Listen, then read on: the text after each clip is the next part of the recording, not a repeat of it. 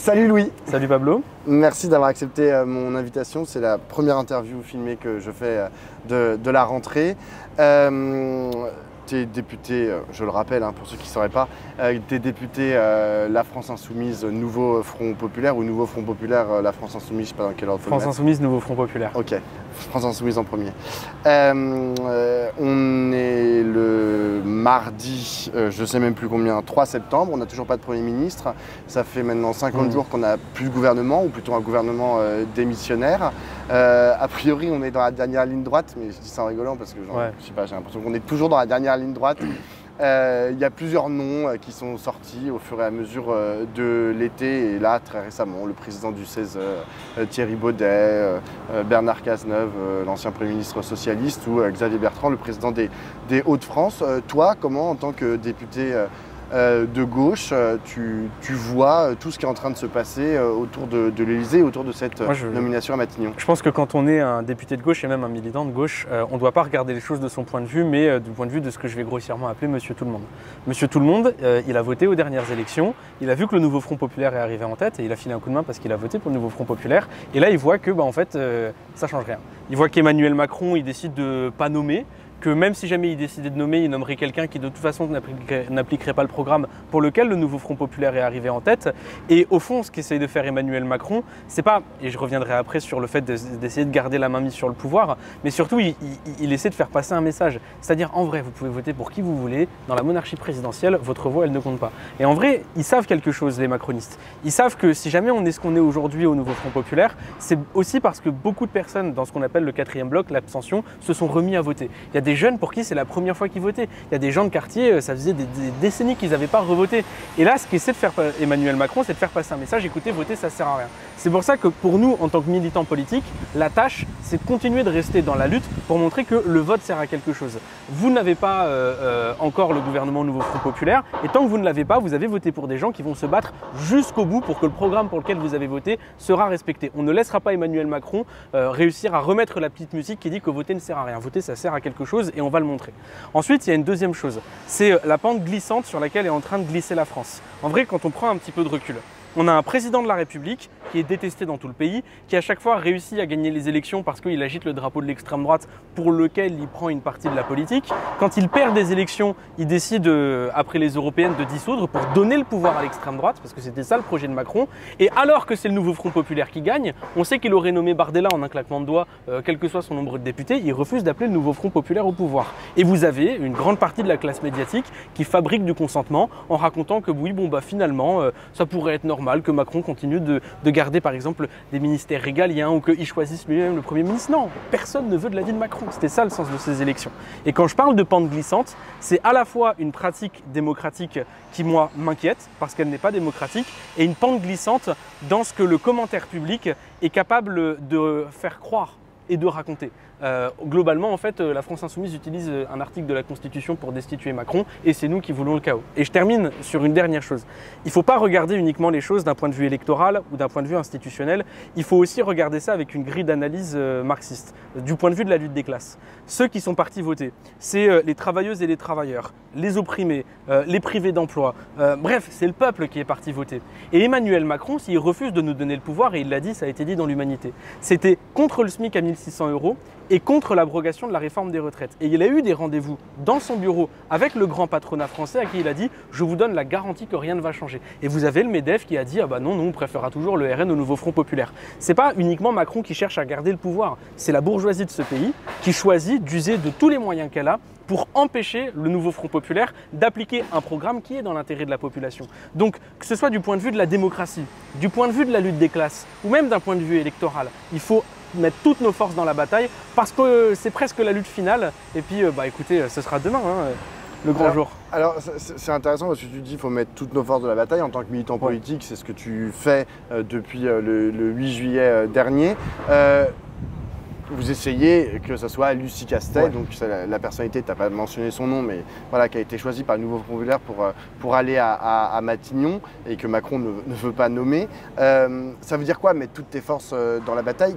Quels sont vos instruments pour essayer de peser sur cette décision qui revient de façon discrétionnaire à Macron tout seul en dernier lieu, ce qui est un problème institutionnel en soi, entre parenthèses, mais genre, il s'avère que c'est comme ça. Donc qu'est-ce que vous faites? Parce que je vous entends hein, depuis maintenant presque 2 mois dire il faut Lucie Castet. D'ailleurs, je m'y adonne aussi quand je vais à la télé, tu vois, il faut que ce soit Lucie Castet qui soit Il faut que ce soit Lucie Castet. Ok, d'accord. Mais une fois qu'on a dit ça, genre, est-ce que c'est tout ce que, à gauche, on a à proposer pour peser dans le rapport de force contre Emmanuel Macron? Bah, déjà, dans le rapport de force, on a quelque chose, c'est qu'on a un candidat.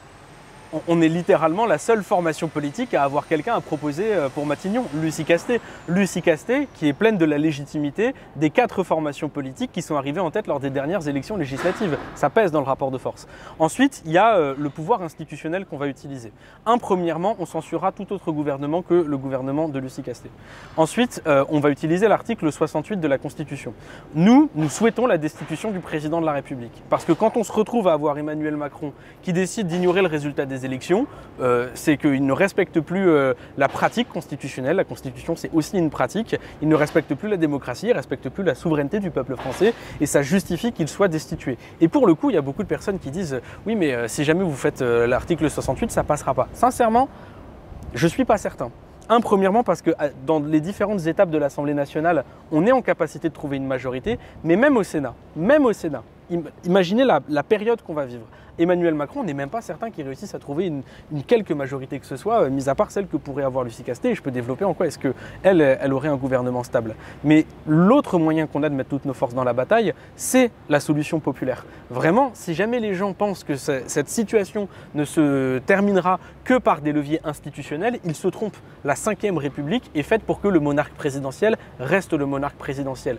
Mais si jamais on se retrouve à avoir des gens dans la rue qui disent « Écoutez, non seulement nous, on a voté pour le Nouveau Front Populaire, mais d'ailleurs que vous ayez voté pour le Nouveau Front Populaire ou pas, les prix continuent d'augmenter. On n'a pas un professeur dans toutes les salles de classe à la rentrée. L'hôpital est en train de se casser la gueule. Sur le dérèglement climatique, tout le monde est en train de voir qu'on va droit dans le mur. La vie devient complètement impossible. Et là, on a Emmanuel Macron qui, lui, continue de tergiverser parce qu'il veut rester le chef. Mais on est dans un moment où en haut, on ne peut plus et en bas, on ne veut plus. Et c'est à ce moment-là, si vous avez une grande partie de la population qui est dans la rue pour dire « écoutez, dégagez, vous êtes tous des incapables, on vote et vous décidez de ne pas respecter le résultat des urnes », là, vous avez un vrai rapport de force qui s'engage. Et si on est dans cette situation, au moment où la destitution du président de la République est posée dans le cadre institutionnel, alors là, il peut se passer des choses. Et vous savez quoi? Même si les institutions de la Ve République usent de tous leurs artifices pour essayer de permettre à Macron de garder le pouvoir à lui tout seul, il faudra continuer dans la rue. Parce que vraiment, hein, si jamais on perd cette bataille, alors il nous reste quoi? Si jamais voter, ça ne sert plus à rien. Alors il nous reste quoi? Vraiment, la démocratie, il faut la chérir, sincèrement. Et dans cette bataille-là, ce n'est pas qu'une bataille pour le programme du Nouveau Front Populaire et Lucie Castet à Matignon, c'est aussi une bataille pour le respect de la démocratie et de la République. Alors justement, tu as parlé de... tu as appelé les gens à se mobiliser et à descendre dans la rue. C'est ce que vous avez proposé de faire avec les organisations de jeunesse dimanche 7 septembre prochain. Qu'est-ce que tu attends de cette mobilisation, sachant que quand même les grandes centrales syndicales n'ont pas appelé à se mobiliser elles ont été très bienveillantes. Non mais elles ont été très bienveillantes, j'en conviens, mais genre il n'y aura pas les camions, quoi, il n'y aura pas les bus. Ce qui compte en fait pour mettre les gens dans la rue, la CGT notamment appelle à une mobilisation le 1er octobre. Bon, et quand bien même il y aurait du monde dans la rue, est-ce que tu penses que Emmanuel Macron va être susceptible d'entendre ce qui se passe dans la société, sachant qu'au moment des Gilets jaunes, au moment de la réforme des retraites, pendant plein de moments de son, on va dire, septennat, puisque maintenant ça fait 7 ans qu'il est au pouvoir, il en a eu absolument rien à foutre. Qu'est-ce qui pourrait changer dimanche prochain et se dire, ah ouais, ok, il y avait du monde dans la rue, tiens, je vais nommer Lucie Castet? Bon, bah déjà, si jamais on part de ce principe, ça ne sert plus à rien de militer. Non, je suis bien d'accord, mais il y a un vrai problème. Non, mais tu l'as dit toi-même. Et je vais expliquer en quoi on peut faire des choses. Premièrement, Premièrement, il y a une pétition qui a été mise en ligne, qui là a dû dépasser les 200 000 signatures, destituer-macron.fr, et je vous invite à aller signer cette pétition parce que en vrai, ça donne de la force, ça donne à voir et ça permet à tout le monde de se rendre compte qu'on est fort et qu'on est nombreux. Ensuite, il y a la manifestation du 7 où en vérité, ça va être le début de quelque chose. Parce que même si jamais Emmanuel Macron décidait d'outrepasser Lucie Castet et de ne pas la nommer à Matignon, à mon avis, le Premier ministre qui sera nommé tiendra encore moins longtemps que Macron en a mis à le trouver. On rentre dans une période d'instabilité politique qui est extrêmement forte et dans laquelle la seule solution que vous avez, c'est Lucie Castet à Matignon. C'est vraiment le seul débouché politique qui permette une stabilité. Et si jamais les gens vont dans la rue à ce moment-là, ce sera le début de quelque chose. Premièrement, le début peut-être de personnes qui ne se sont jamais mobilisées et qui se disent écoutez, là ça devient trop grave, je décide d'y aller. Et puis ce sera surtout le début d'une rentrée sociale. D'une rentrée sociale, parce qu'il y a la date du 7 qui a été posée, aussi parce qu'il y a la date du 1er octobre par les syndicats. Et j'ajoute que vous avez différentes unions départementales de la CGT, même d'autres syndicats, qui ont décidé d'appeler à ces manifestations. Vous avez le planning familial, vous avez les syndicats. Et puis je pense que même certaines personnes qui ne s'inscrivent pas dans ces organisations, qui n'en font pas partie, je pense que quand elles verront la date du 7 arriver, elles se diront écoutez, là maintenant c'est trop. Et de toute façon, c'est le seul moyen que j'ai de me faire entendre, donc je vais y aller. Et je crois que ce sera le début de quelque chose, parce que de toute façon, le seul dénouement qu'on aura dans toute cette crise politique dans laquelle on est en train d'entrer, et qui selon moi sera la fin de la Ve République, ce sera le dénouement populaire. Et qui sait peut-être une révolution citoyenne. Emmanuel Macron, mais aussi une grande partie des médias, passent leur temps à essayer de trouver des divisions, des divergences, le début d'une fracture dans le nouveau Front populaire, notamment entre la France insoumise et une partie du Parti socialiste. C'est leur grand jeu de chroniquer en fait ces divisions. Il y a des différences, il y a des différences d'approche, etc.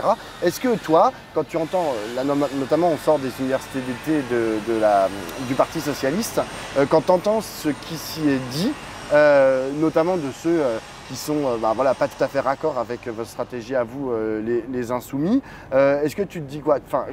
Comment est-ce que tu analyses la chose? Tu te dis bon ils sont pas grands, c'est pas grand monde au Parti socialiste, ou est-ce que tu te dis bon ils ont une autre approche des choses, parfois ils le disent de façon un peu violente, mais au fond on peut quand même discuter avec eux, ou est-ce que tu te dis c'est des ennemis du peuple et des ennemis de la gauche, ils font plus partie de la gauche? Comment tu analyses ce que dit Hélène Geoffroy, Lamia El Harraj, Nicolas Meyer-Rossignol, etc.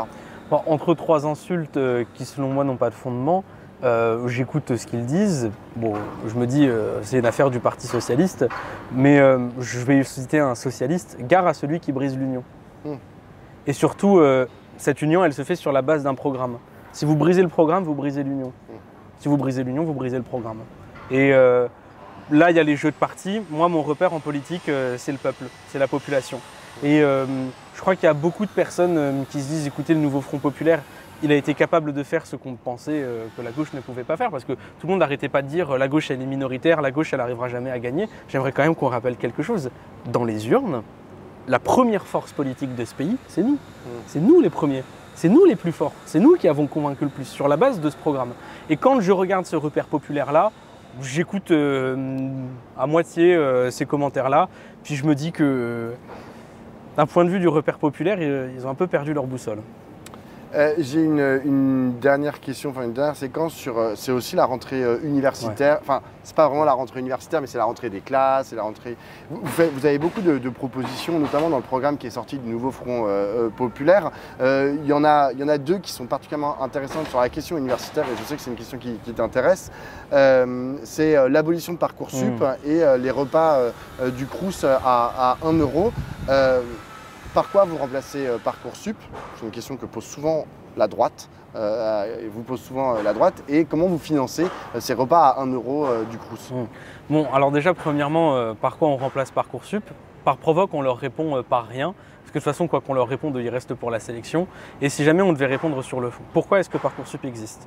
Parcoursup existe parce que vous avez un grand nombre d'élèves à qui on dit il faut que vous alliez à l'université parce que vous obtiendrez le diplôme qui vous permettra derrière d'avoir le travail qui vous rendra heureux, patati patata. D'ailleurs, c'est totalement faux parce qu'aujourd'hui, on se retrouve à avoir des personnes qui ont un haut niveau de qualification, un diplôme, mais qui derrière se retrouvent à avoir un travail dans lequel ils sont surqualifiés par rapport à l'emploi qu'ils occupent parce qu'il y a une pénurie d'emplois d'emploi dans ce pays.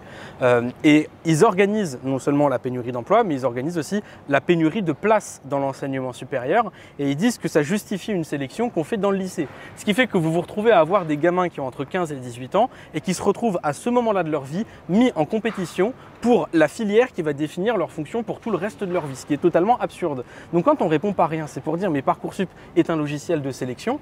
Nous, quelle est notre proposition par rapport à ça? On va ouvrir des places à l'université et on va permettre aux ados de pouvoir étudier ce qu'ils veulent. Et même plus qu'étudier ce qu'ils veulent, se tromper parfois, aller dans une filière et se dire bon bah voilà, j'ai fait 1 an et demi à l'intérieur, j'ai pas envie de faire toute ma vie dans ce domaine-là, donc maintenant je décide de changer. Vraiment l'orientation c'est crucial dans la construction et dans le développement d'un jeune. L'ouverture de places à l'université, ça permet d'arrêter avec Parcoursup qui est un logiciel de sélection et d'ailleurs il suffit de voir, je crois que c'est plus de 80 000 lycéens qui aujourd'hui n'ont tout simplement aucune université. Hein, ça met pas uniquement des lycéens dans des filières qu'ils n'aiment pas, ça empêche tout simplement des lycéens d'entrer dans l'enseignement supérieur. Et pour ce qui est du repas à 1 euro, écoutez franchement, les recettes elles sont pas compliqué à trouver. Impôt sur la fortune, taxe sur les super profits, vous avez des exonérations d'impôts et de cotisations sociales à gogo. Et pourquoi est-ce qu'on dit ça? Parce que je pense même d'ailleurs beaucoup de personnes de droite sont d'accord avec ça, de dire c'est pas possible de voir qu'en France vous avez des étudiants qui font la queue à la distribution alimentaire pour pouvoir payer les études. C'est pas possible, on a honte de nous-mêmes quand on voit ça. Et encore là on voit qu'il y a de plus en plus d'étudiants qui sont à la distribution alimentaire, et je veux terminer sur ça. Le repas à 1 euro c'est bien, vraiment c'est super, mais c'est pas le repas à 1 euro qui va changer la vie des étudiants. Parce que le shampoing lui il reste encore très cher, le produit de vaisselle il reste très cher. L'augmentation du prix de l'énergie, le loyer, tout ça, c'est très cher. Et si on est dans cette situation, c'est parce que vous avez des étudiants qui vont faire des études et qui bossent à côté de leurs études, mais ce n'est pas suffisant pour pouvoir payer le loyer. Qui se tournent vers le Crous, ils ne leur donnent pas une bourse suffisante. Et qui se tournent vers des parents, et c'est des parents qui eux-mêmes ont du mal à vivre. Et ce n'est pas de leur faute aux parents. Et donc vous avez des jeunes, parce qu'ils viennent d'une famille précaire, alors eux, ils vont faire des études en étant précaires toute leur vie. Et la grande bataille dans le nouveau Front populaire, et je dis rien au sein du nouveau Front populaire, c'est pas d'obtenir le repas à 1 euro, c'est d'obtenir le revenu étudiant. Parce que le revenu étudiant, c'est ce qui permettra vraiment de mettre tous les jeunes à égalité et c'est ce qui permettra vraiment de regarder le fronton d'une mairie, de lire liberté, égalité, fraternité et se dire ok, là la République elle a tenu sa promesse vis-à-vis de la jeune génération. J'ai une toute dernière question, Louis. Là, tu entames ton second mandat, même si le premier a été un peu court, un peu court, un peu tronqué. Est-ce que tu comptes l'aborder avec exactement les mêmes perspectives, les mêmes façons de faire que les 2 premières années, ou est-ce que tu tires un peu un bilan de ce qui s'est passé genre pendant 2 ans et tu te dis bon, là j'ai fait les choses comme ça, je vais un peu réorienter, je vais un peu faire les choses différemment? Non, je crois pas. En fait, forcément les choses vont être un peu différentes parce que j'évolue, je grandis même. Hein. Je pense que mon âge joue pour beaucoup aussi dans mon rapport à la politique et dans le rapport à ce que je fais. Par contre, il y a une chose que j'arrêterai jamais, c'est de parler des jeunes et de faire avec les jeunes. Parce que quand je parle de dénouement populaire et que je dis qu'il va y avoir un mouvement qui va permettre de résoudre politiquement la situation, moi je pense particulièrement à la jeune génération parce qu'on est une génération qui est profondément désespérée, quoi. Vraiment le désespoir, c'est le marqueur de notre génération. Pour le Covid, parce qu'il n'y a pas d'emploi, parce qu'on ne songe même pas à l'avenir à cause du dérèglement climatique, parce qu'on est en train de voir qu'on refait la haine, le racisme, sans rire, toutes les erreurs de l'histoire, on est en train de voir que les plus vieilles générations qui sont au pouvoir sont littéralement en train de les reproduire. Mais cette génération désespérée, mon Dieu, mais qu'est-ce que je crois en elle, quoi. Parce que je vois ces jeunes meufs qui laissent passer aucun comportement sexiste et vraiment, il y a une auto-éducation dans ma génération qui se fait grâce à ces meufs parce que je vois ces jeunes qui font des trucs de ouf contre le dérèglement climatique, parce que je vois la solidarité, parce que je vois cette génération nouveau Front populaire, parce que je vois ces jeunes qui sont dans les quartiers, ces jeunes femmes voilées à qui on dit non, vous n'avez pas le droit de faire de politique et elles en font malgré toutes ces barrières-là. Vraiment. On est une génération incroyable et je pense vraiment qu'on est la génération qui va changer le monde. Et ça, ce sera le fil rouge de mon mandat tant qu'on n'aura pas réussi. Merci beaucoup, Louis. Merci à toi, Pablo.